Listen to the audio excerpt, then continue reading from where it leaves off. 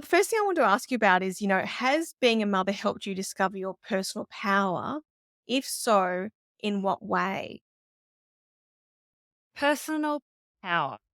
Um, if I would interpret that as having more confidence in my decisions and myself. So in Yep. that way, I would say absolutely, because when you're a mum, how can you know what values you want to pass along to your child if you aren't confident in what you stand for yourself? So, and I'm sure I'm not the only mother in this position, but that's not something that I just instinctively knew overnight. I know some people out there are, but for me, it was really learning in different situations what I will and won't stand for and what I do and don't believe in. And then next time you're in a similar situation, then you can really put your foot down and make a stand.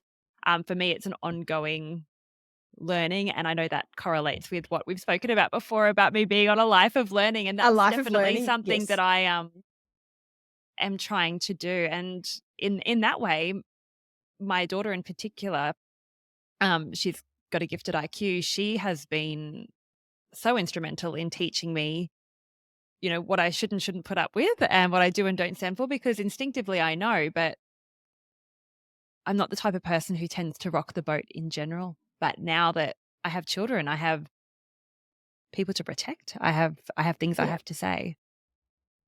Yes, interesting. So I want to point out a couple of things around your birth chart there. One is, we have talked a lot about this being a life of learning for you, but it's also about it's not just learning in general, but it's also the learning that you experience does help to build your confidence. Because if you've got your son representing you as a person, your identity, it's in the ninth house, which is about learning. But the sun is the ruler of Leo, and you've got what's called a Leo ascendant, which is your personality, how you present yourself in the world. So as you've learned in your life, it has helped to build your confidence as a person.